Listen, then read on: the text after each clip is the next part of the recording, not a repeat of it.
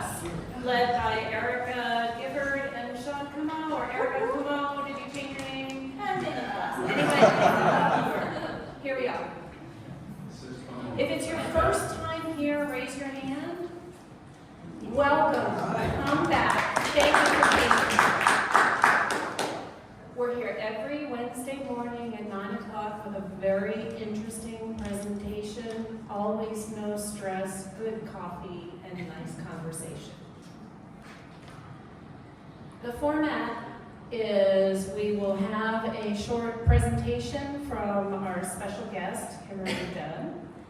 And afterwards, the mic is turned back on you to offer your suggestions, your help, your ideas, and your feedback. When you get the mic, please stand up and say your name so that we can all get to know each other better. These are our sponsors who make this event happen every week: Charlie and Troy Ball, Colton Groom, Dynamite Roasting Company, Hatch, Western Carolina University, SCORE, ERC, Broadband, Mountain BizWorks, WNC Business, Hatchworks, and Inside Edge Consulting. That's actually my company. Hello. Please help us maintain our grant funding by keeping track of attendance and some basic demographics. Nothing personal. If you wouldn't mind pulling out your phone and just scan the QR code. I see some people are looking at me with hostile eyes like, no way, I'm not doing that. But if you do it, it helps, and we appreciate everyone who cooperates. As Erica likes to say, no retina scans will be completed, no blood will be drawn. Well, all of the funding that comes through, it's like, this actually ties back to what's happening with Doge, et cetera. Like, it's the audits and having that data to back up grant funding. So do your part. Anybody want to change their mind now? Speaking of that, March 5th is an auspicious day. I really like history. I tend to look up every morning what happened on the day. Anybody know something special that happened on this day? March 5th. With you. It's the day after March 4th. That's true, and March 4th is the only date that's a command. March 4th. Stalin died on March 5th of a cold. So, keep that in mind. Okay, Beverly, now I can be announced. Oh, now we go. Now we move. Thank you. It's a good thing she's here, isn't it? All right. It is my pleasure to introduce Kimberly Dunn, the founder of La Cuisine. She has a fantastic presentation for you, and such an incredibly diverse and interesting background that has taken her on an amazing journey all over the world. I know you're going to enjoy this and really support her. Kimberly has been through several Mountain BizWorks programs. Just a little plug for Mountain BizWorks. Mountain BizWorks enables and supports and provides loans and training for small businesses and budding entrepreneurs in our area. Kimberly has been through their foundations course, which takes you through how to take your business from an idea to having a business plan, to other courses like Catalyst, which really help you launch and scale. They provide grants, funding, coaching for free or at a very reasonable price, and a fantastic professional community. I'm one of their coaches, and I'll be teaching their foundations course in Spanish in September. And I can tell you, a lot of times you see programs that don't tie up all the loose ends. Mountain BizWorks has got it. They really know how to follow through and are very professional, so I recommend them highly. Without further delay, please allow me to pass the mic to Kimberly Dunn of La Cuisine.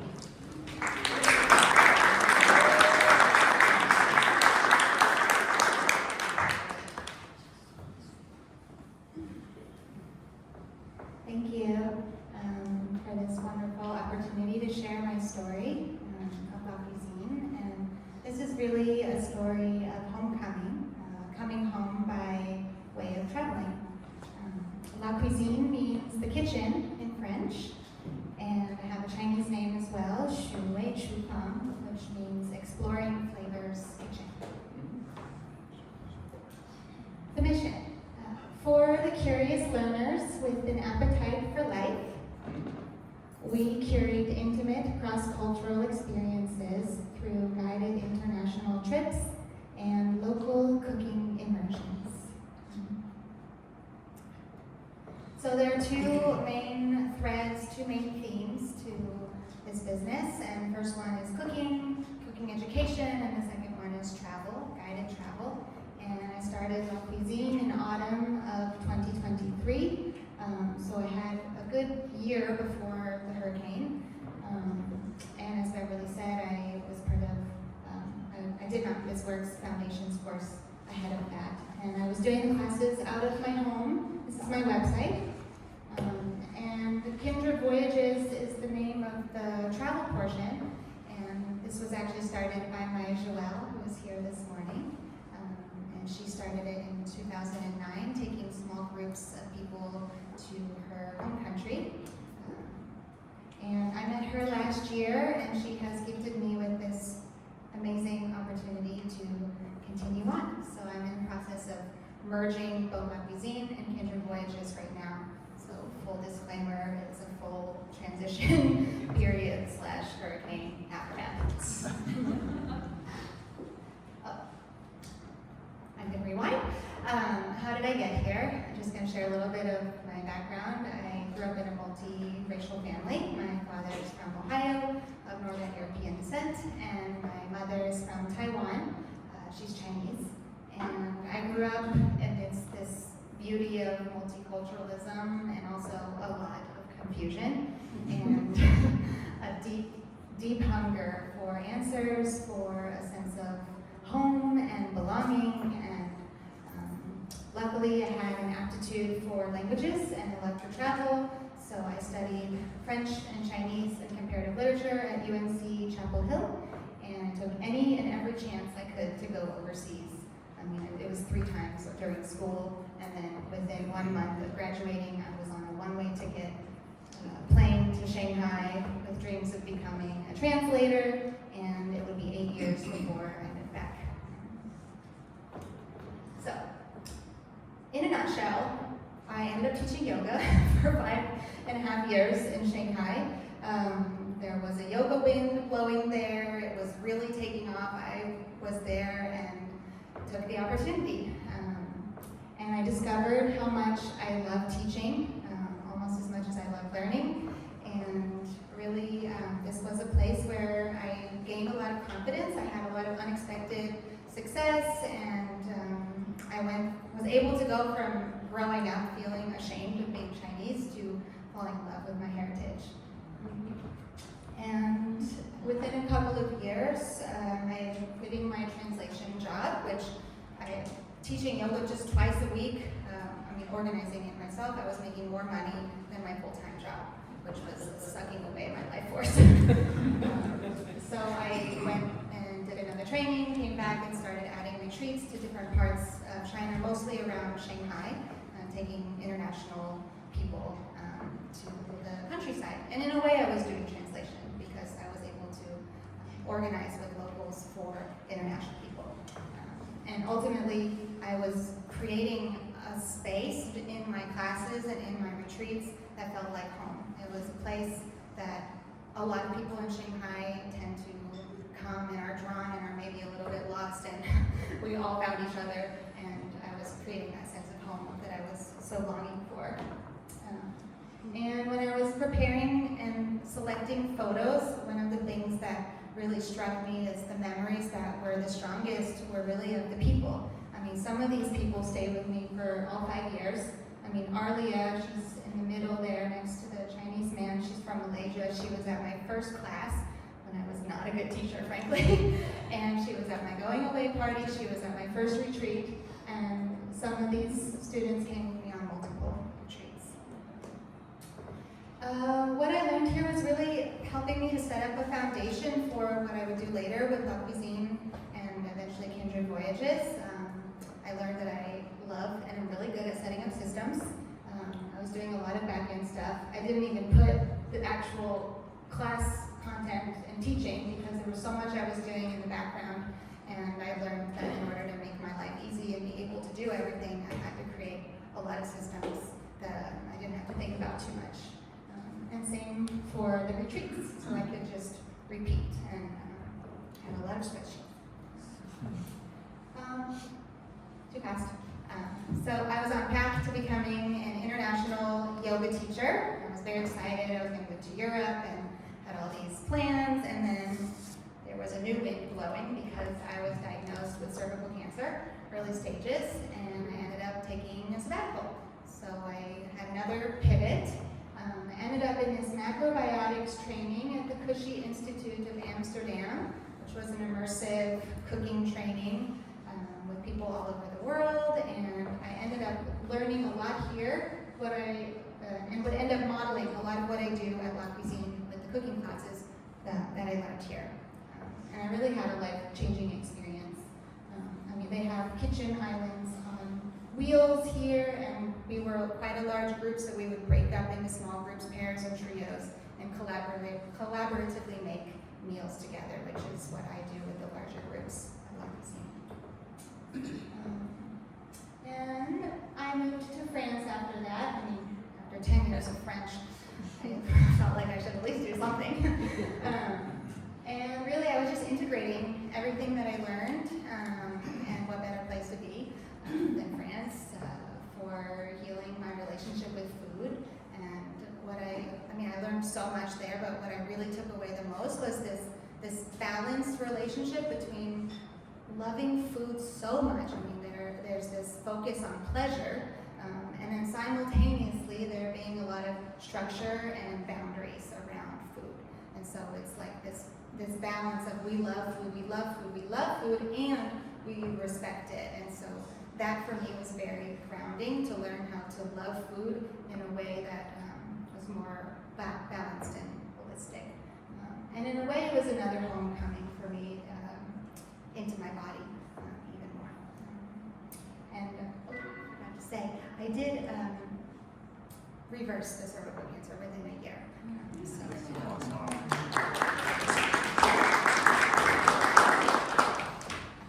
So surprise, surprise, another homecoming, this time back to the US. So it had been 8 years. I was 30 and had never had a job in the US as an adult. So there was a lot of reverse culture shock and integration. And the biggest shock for me was around the food culture, obviously coming from France where I wasn't even working, and could just have these long meals every day, to coming back here. And this ended up being the inspiration for starting La Cuisine. So I was doing the classes out of my home, trying to combine all the different cultures. And for me, it was much more about the way of eating than it was about the recipes themselves.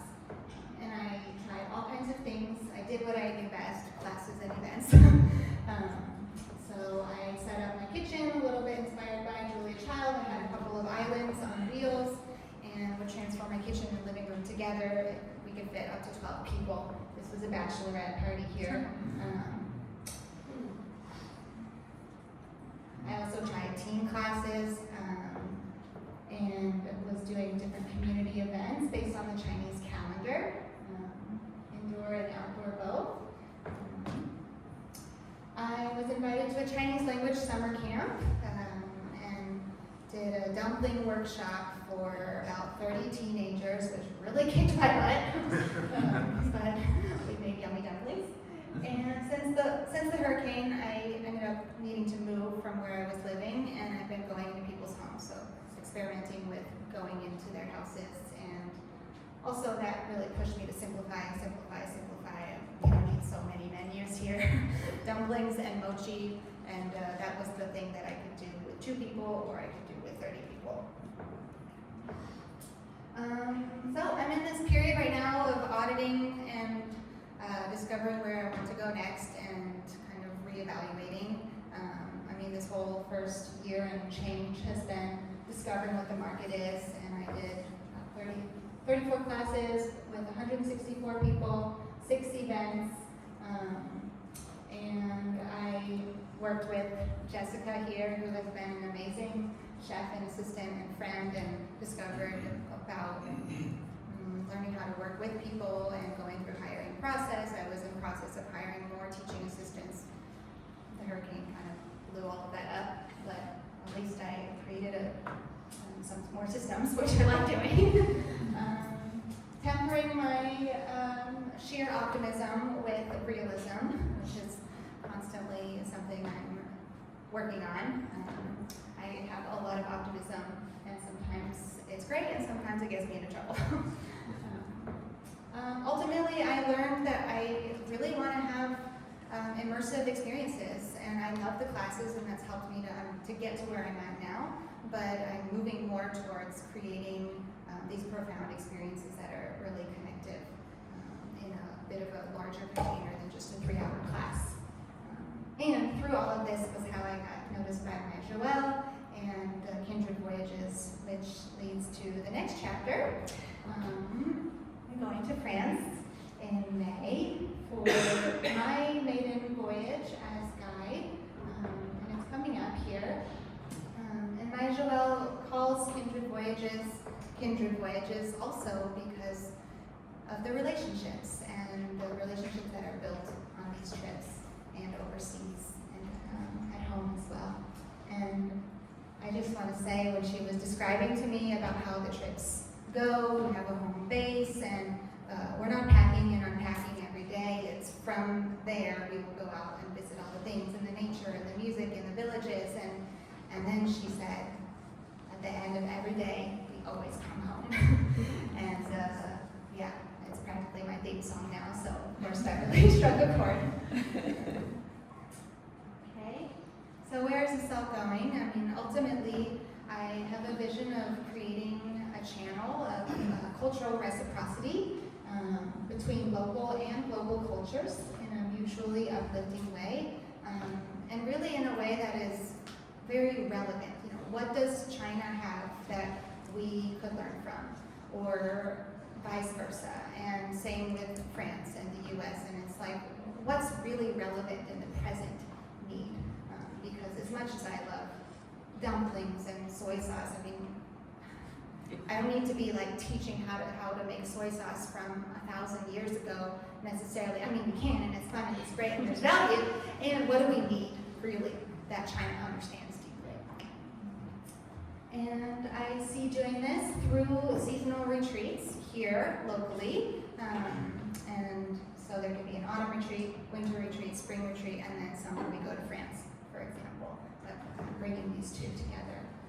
And I mean, ultimately, who makes the best guide? And I think about the best guides that I've had in all the different places I've been and visited, and it's always the person that loves their home and their homeland and their culture so much that they are bubbling over with joy and love. They need to share it. They want to share it. And that's what I want for all of us. Okay, so let's stay in touch. I have a website, I have a newsletter. Sometimes I post on Instagram. And what do I need right now? How can the 1 Million Cups community help? What's most present for me is as I go to France, I'm realizing the business checking and the business credit card that I have is not necessarily the best one for international travel. So I'm just starting research there if anybody has recommendations. And then also cooking retreat locations eventually around Asheville. Thank you.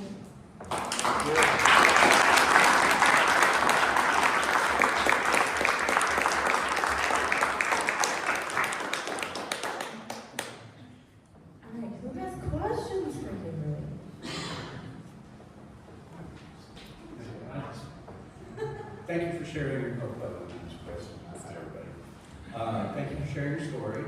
How did you wind up in Asheville and why? Well, I went to school at Chapel Hill, so that was the last place I lived before coming back. And when I was coming back, it was in the middle of COVID. I had no desire to like do a whole tour of the U.S. I came back because I wanted to settle down, and I love the mountains. I had always visited Asheville. Most of my friends from school were still in North Carolina somewhere. So was an easy choice for me.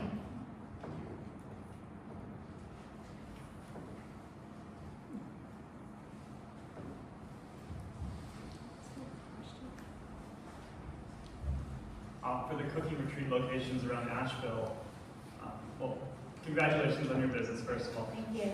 For the cooking retreat locations around Asheville, so you would need a kitchen. What are a couple other things you'd be looking for if we're gonna, help you kind of track those down?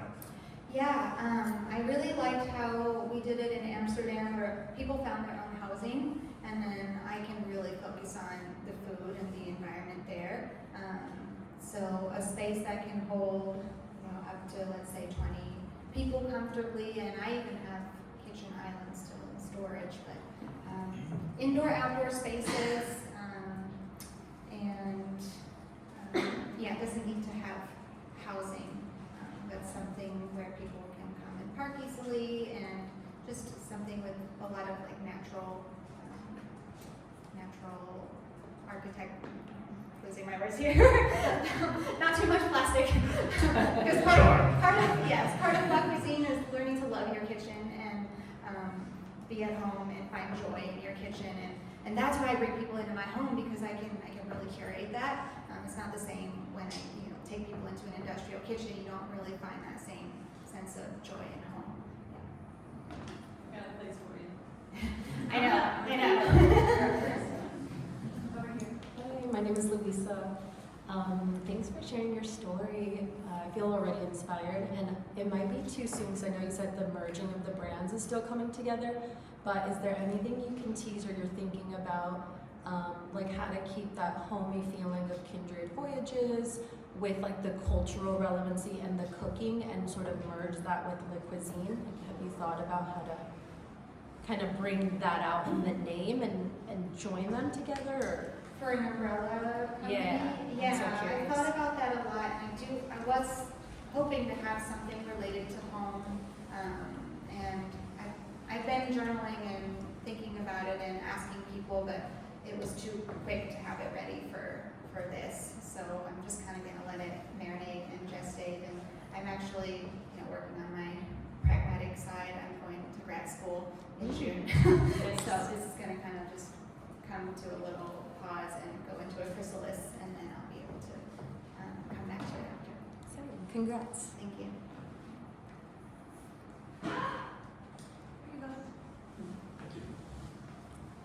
Is there any legality things you have to skate around when preparing food for people in different environments? And also, second part real quick, how do you keep yourself safe? If you're going to people's houses and strangers' places, and how is it sustainable in the long run?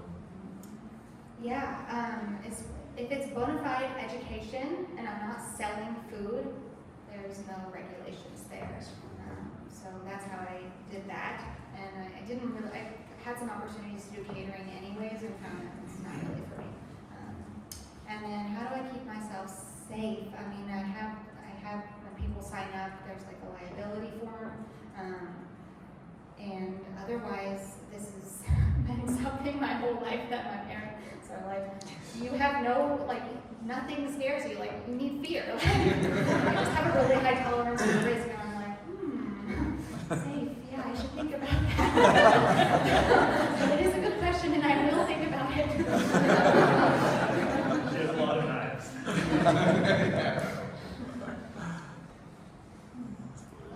Hey, great job. Also, I probably have a location that might work well for retreats we can talk about after. But I'm curious for the voyages, who the ideal customer is and how you find them. I guess they don't need to be a national, right, if you're going across the world. So Correct. how do you think about who the right person for that is, and how do you track them down? Yeah, and Maya Joelle and I have been talking about this a lot. I mean, she has mostly done 2-week trips. That's her preference, but she's also done 1 week. But for overseas, it's really nice to have a little bit more time with the jet lag and everything. So it needs people that have the time and the money, first of all, and often it ends up being retired folks. And when I was really imagining the ideal customer, the ideal client, for me, it's friends, it's families, it's couples, people that are open-minded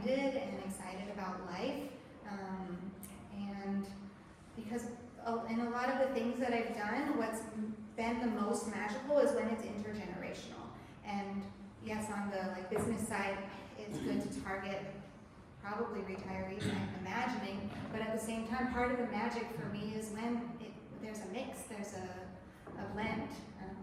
And I had met another friend that also said she was interested in potentially doing trips for families.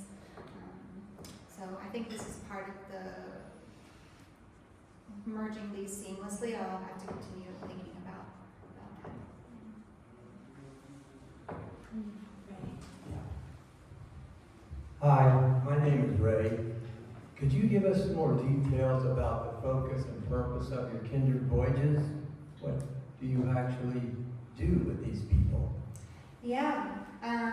Well, so far it's been all about France and discovering France and discovering a different way of traveling as well, because I think a lot of the trap that a lot of us make going overseas, especially the first time or the first few times, I certainly did this over and over again, is to try to jam in as many things as possible because it's exciting. We want to see a lot, but then we end up on the road the whole time, and it's hard to even enjoy what we do see. And sometimes it's easy to fall in that trap over and over and over again. It's like, I'm going to do that next time, and then it's like, but I really want to see that thing. So the idea is to invite a slowness and a way of savoring, and this is part of French culture as well. So for these first trips that I do, I'm not going to try to go to Taiwan right away, but it's about discovering France, discovering a different relationship with traveling and with time, and this magic of finding the balance of planning enough and having the options, but then being open to what is desired and needed in the moment, because you can plan out your whole trip and then it rains, and then what? Or, there's a concert that day, oh, we already have a ticket for this other thing, but we're going to miss that beautiful concert. Discovering France and discovering a different way of moving through life. Thank you. Hey, I came in a little bit late, and I think we were talking about a business that you had in Shanghai or near Shanghai. My brother lived there for a long time, so I was wondering what the name of it was. Oh, I was teaching yoga in Shanghai. Yeah, so I'm not sure. Was your brother doing a lot of yoga? Yes, him and his wife were, I think, certified yoga teachers. So. Oh, okay. What's his name? What year was he there? 2011 and 2018. Okay, I was there 2013 and 2018. My name's Kimberly Dunn. I just had a yoga studio that I was running out of a dance studio. Okay. But it would have just been my name. I'll ask him. Okay.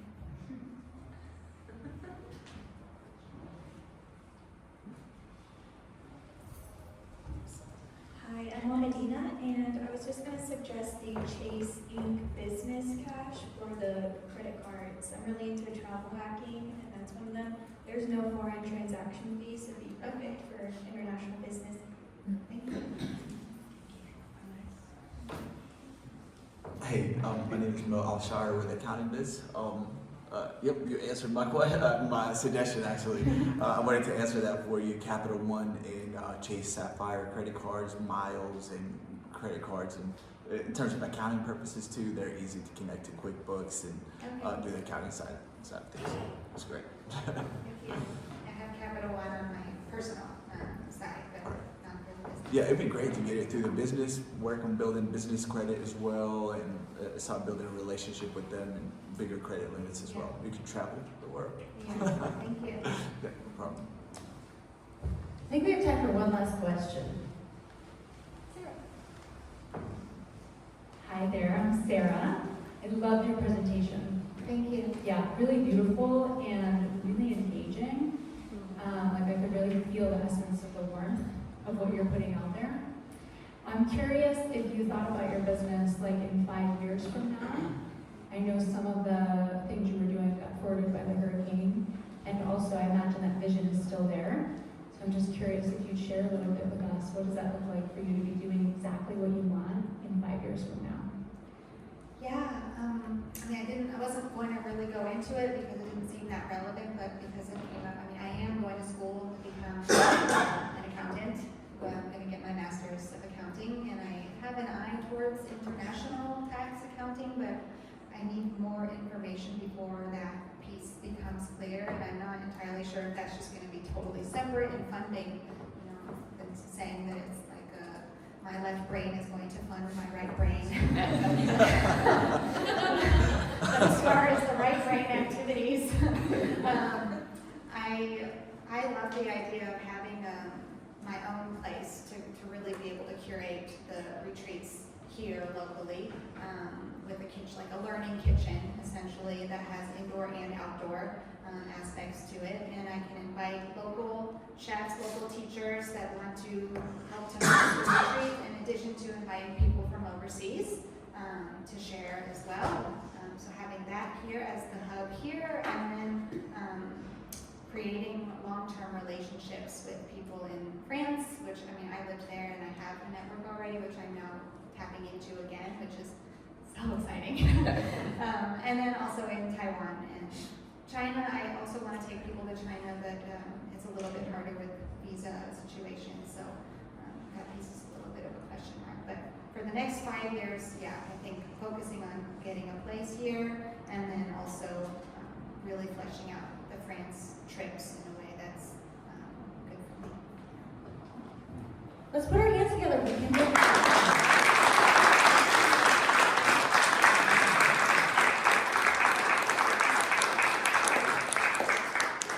And you definitely have to talk to Ryan with the Lazy Tiger Hostel. He's got the perfect kitchen and the housing accommodations. I didn't even think of that, and you're like, yeah, I'm so glad you came.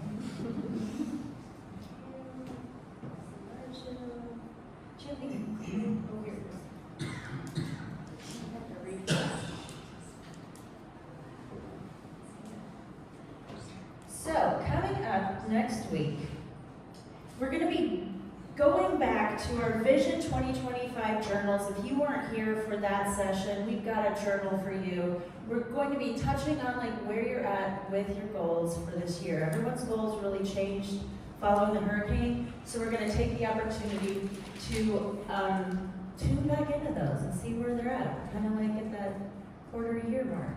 We're also going to be having the organizers of Hatch This up here to talk about Hatch This, which was rescheduled. It was the weekend of the hurricane, so it was all rescheduled. So if you have a business idea that you want to really have it grow and be completely fleshed out, sign up for Hatch This. I want to say it's like $50 or something. Is that what it is, right? $50! And what are some of the food sponsors? Like, I mean, I might just come for the food. Yeah. I'm just telling you.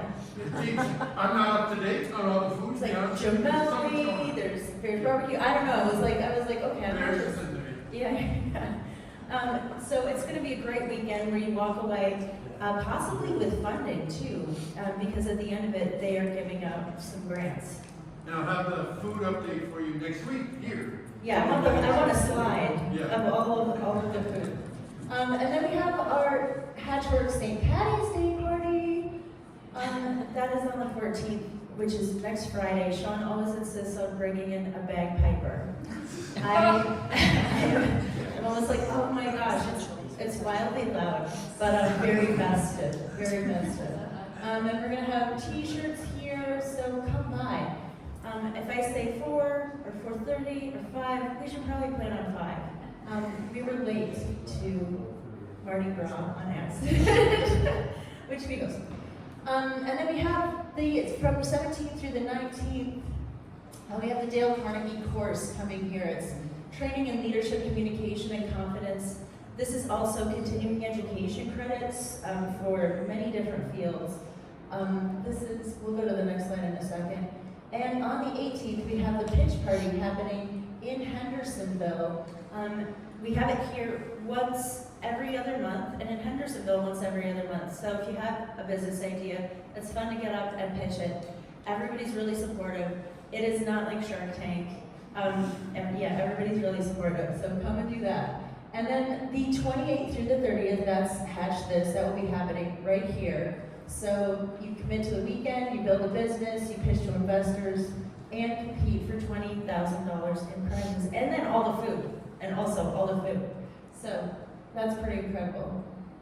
If you're interested in the Dale Carnegie course, scan this QR code, and you can find out all sorts of information about it.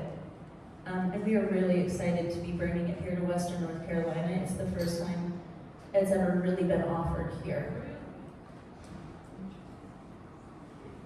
And if you're looking to sponsor 1 million cups, you can do that as well. Another QR code. We love our QR codes here at 1 million cups. There we go. And I'll send you some information, or we can sit down and talk about it. Really, it comes down to about $100 a month. Your name, logo, clickable link is featured in our newsletters each week and on our website. And then, of course, we mention you here every single week. And you're supporting entrepreneurship here in Western North Carolina. And if you'd like to present, we're looking for presenters really going into May at this point. We've got a great lineup coming up. So next week is Hatch This. Then I think it's Black Folks Camp 2, which is an incredible initiative based out of Hendersonville. It's nationwide. And then we're also having Dynamite Coffee, who sponsors us each week. I'm finally getting them up on the stage. It's only taken 3 years. Yeah. Thanks so much for coming. We'll see you again next week. Have a great day. And as you leave, introduce yourself to somebody that you haven't ever met before, and maybe ask them what they're looking forward to most this week.